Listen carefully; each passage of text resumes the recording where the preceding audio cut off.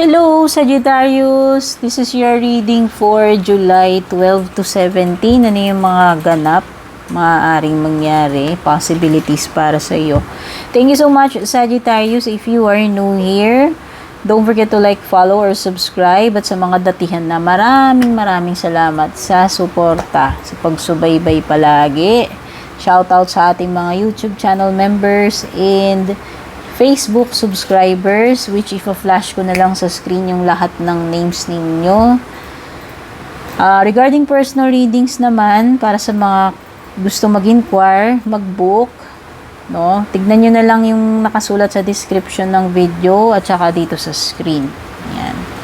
Maraming salamat.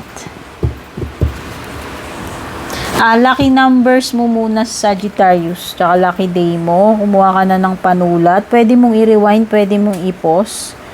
Ang lucky day mo Thursday, Sagittarius, ang lucky numbers mo 53, 35, 48, 19, 50, at saka 55.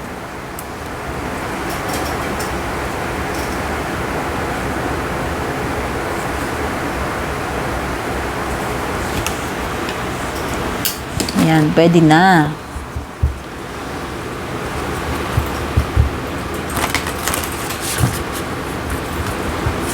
Oop. Oop.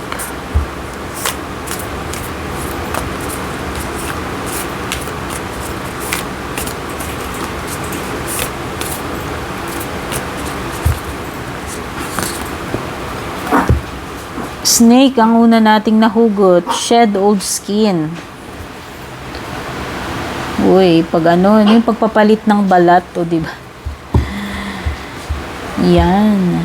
May mga ano ka, may mga kailangan kang tanggalin, necessary para mapalitan ng bago. Diba ganun yun? Dead skin cells. Fire Guardian, ignite your passions. Sun, enjoy success and happiness. Wow! May success at happiness na paparating sa iyo.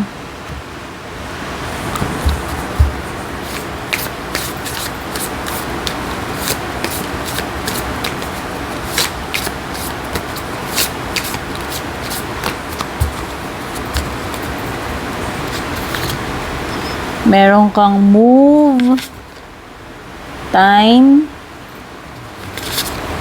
action. Move at saka action, parang pareho lang. Kailangan gumalaw-galaw. Kailangan lumabas-labas.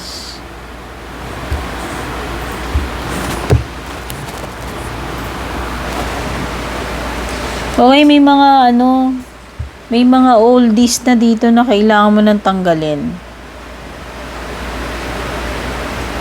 Get rid of the old para mapalitan ng something new. Yun yung ginapagawa sa'yo dito. Ito yun renewal So, magkakaroon ka ng renewal.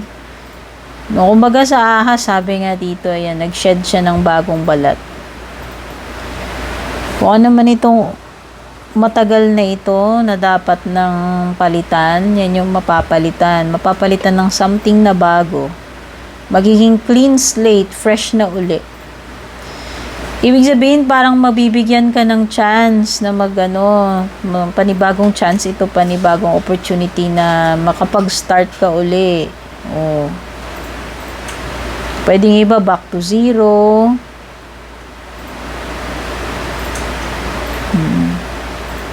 Merong something na na mawawala na sa iyo and mapapalitan ng something na bago. Parang death card ito, actually. Para siyang death card. Kung ano man ito, yung mga old stories na kailangan ng kailangan ng i-let go. Yan. Marami ito, pwedeng mga mindset na luma na, outdated na. Pwedeng ito yung mga self-limiting beliefs mo na dapat nang palitan, baguhin. Kailangan na ng mga fresh ideas, kailangan na ng mga bagong approach dito sa sarili mo or sa situation mo. Kung ano yung mga hindi na longer nagwo-work. Yun yung mga dapat mong i-shed off. Okay?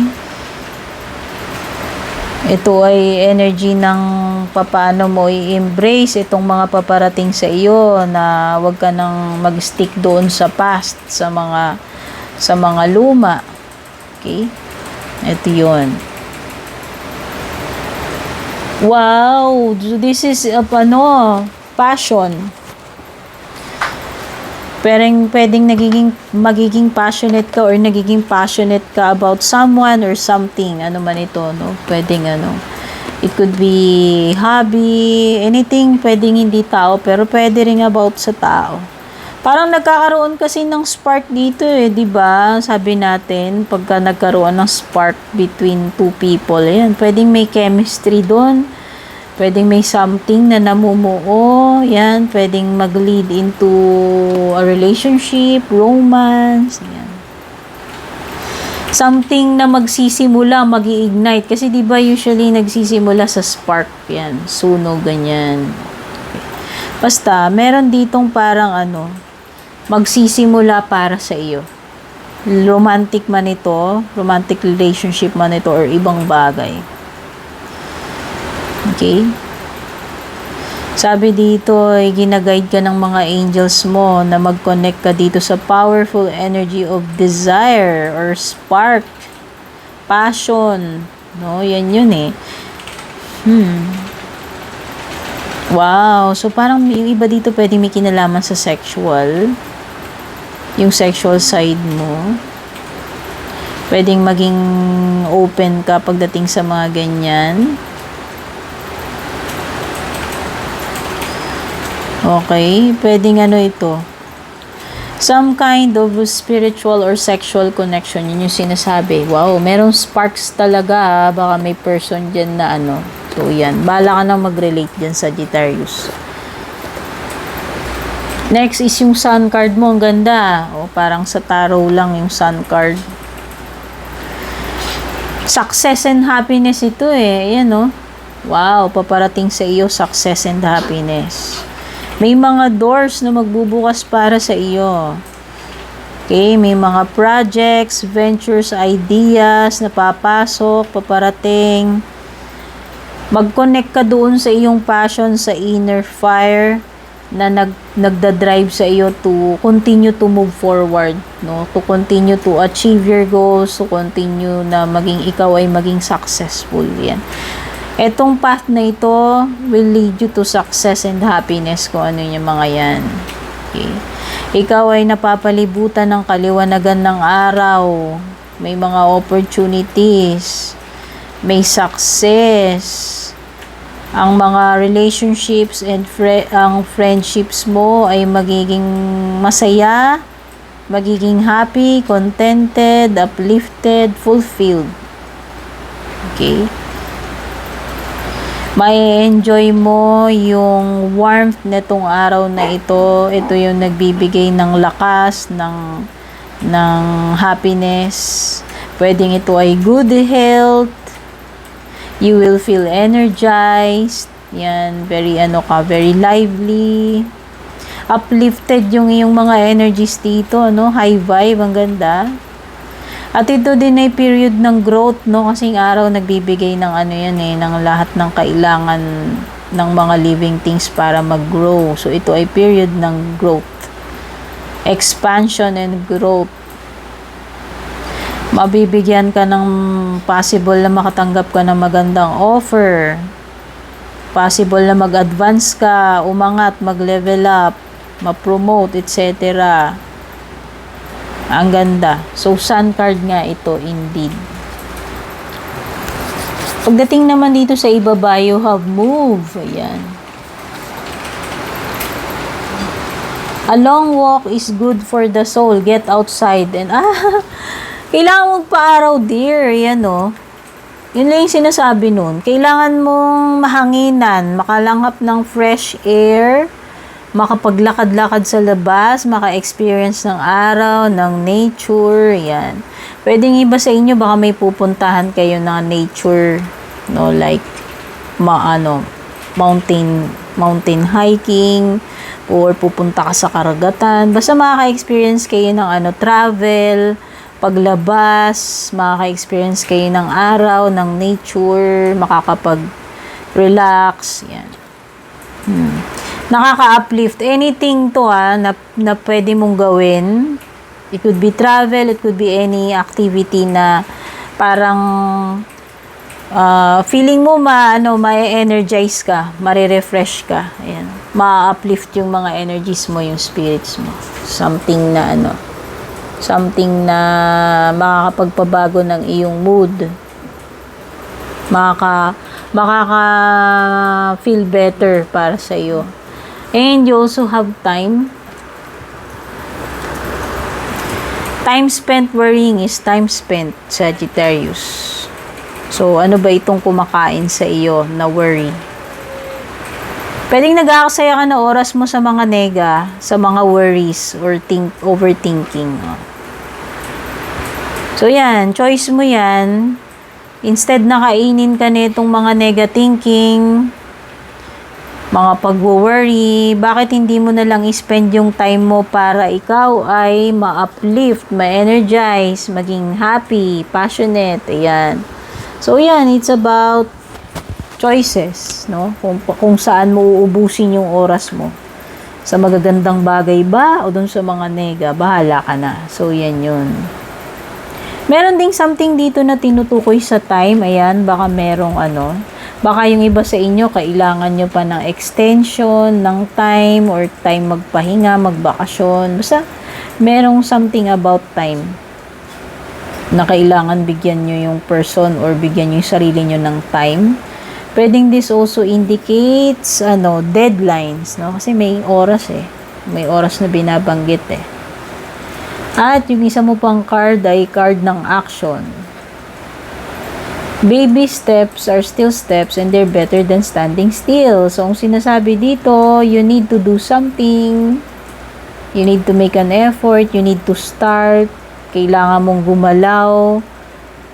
Yan yung mga sinasabi rito.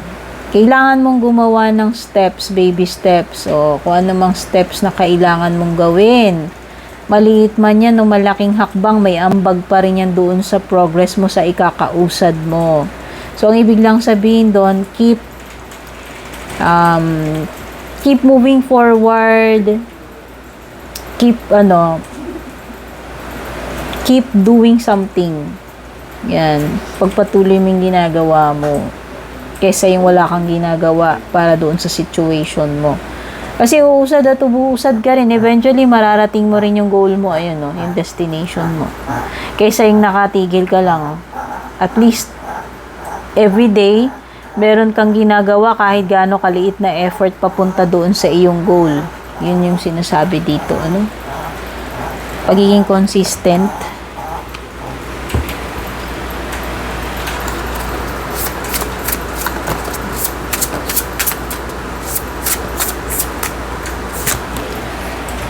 Seven of Wands.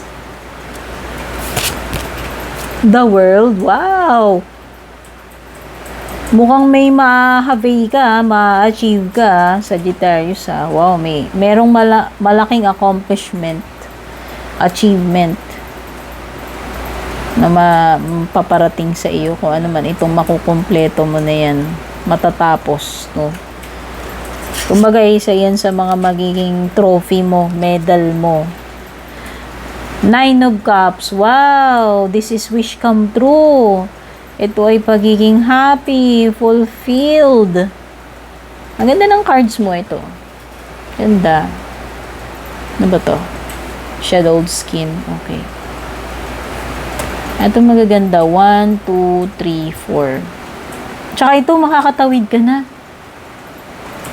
So, yung mga iba, yung mga may planong mag-migrate, mag-travel, or yung mga gustong mag-level up, yung gustong may matapos kayo ma-accomplish, ito yun,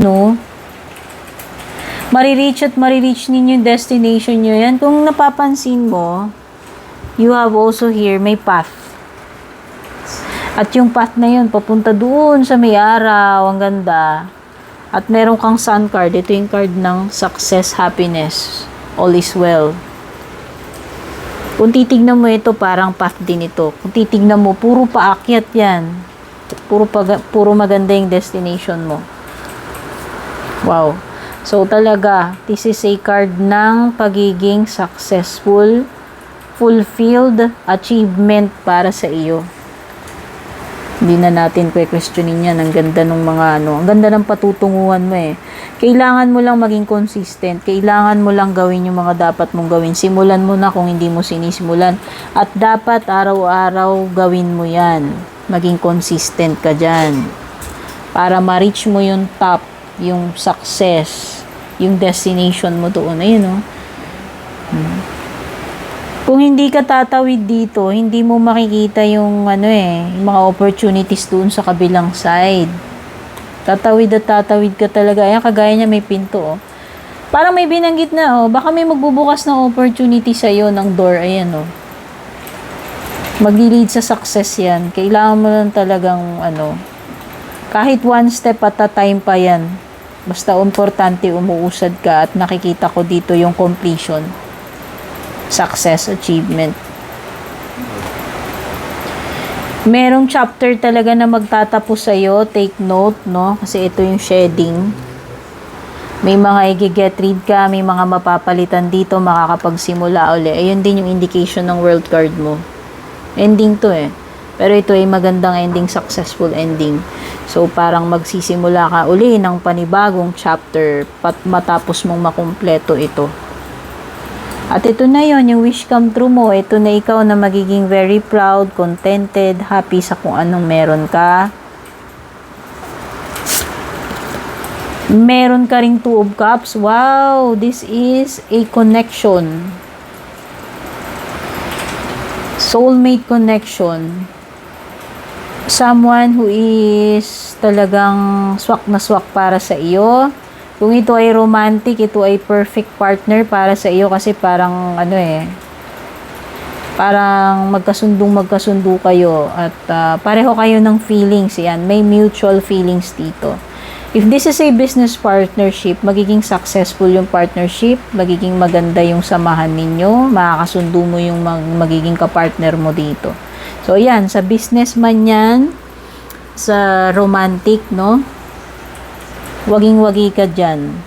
Swak na swak yan.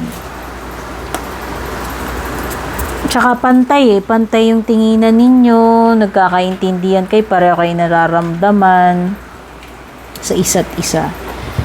Ano ba yung paparating sa iyo? Tignan natin yung mga angel numbers and angel messages para sa iyo.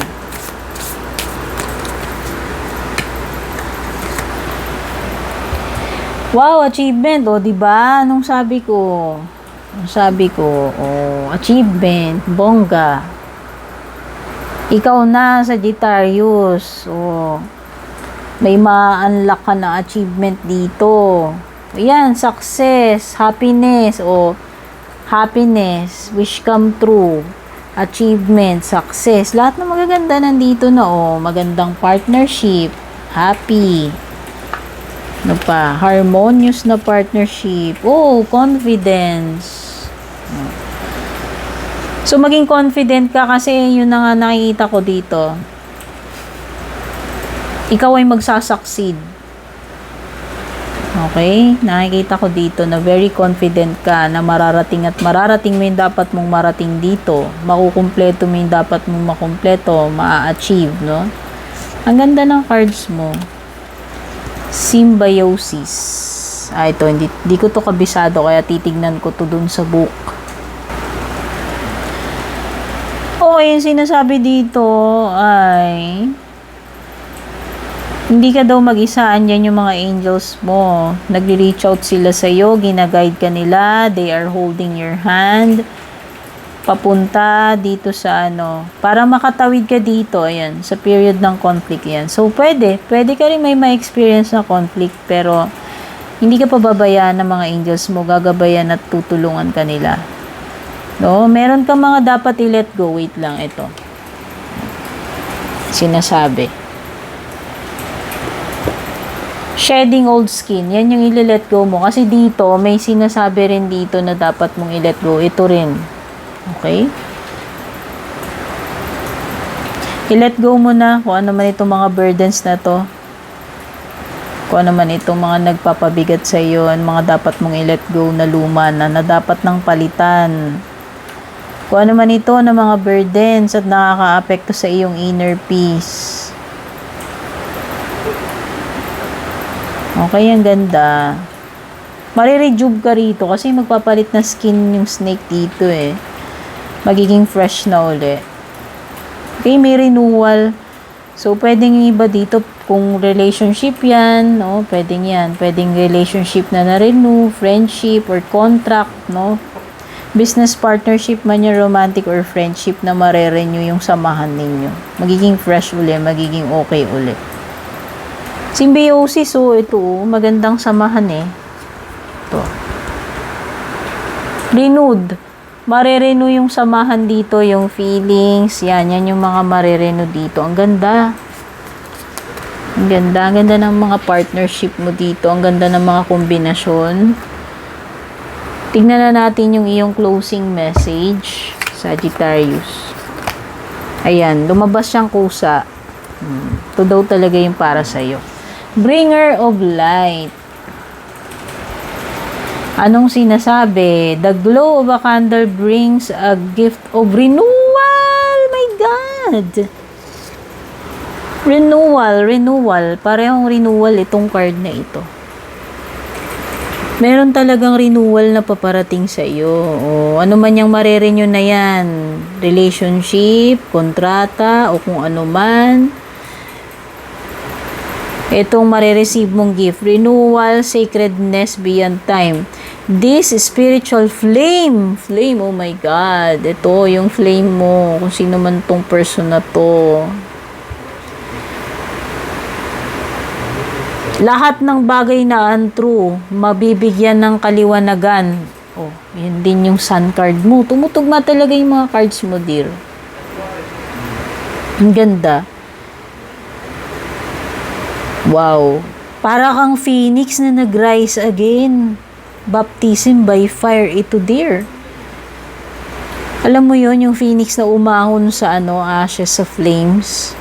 Na-renew ka. Na-renew ang samahan, na-renew ka. Bagong experiences, bagong buhay, bagong opportunities, bagong connection. Merong transformation and renewal. Ayan, magta-transcend ka eh. Merong leveling up dito. Ang ganda. So, ang affirmation mo, I am purified by the light. Mapipurify ka kung ano man itong mangyayari. Yan yung magpupurify sa iyo at magta-transform, magbibigay ng renewal. Yan. Kung naka-resonate ka, magkatotoo man ito, balang araw, balikan mo kung mag-comment ka. Sana makatulong tong reading na to, Sagittarius. Sana nagustuhan mo, babush.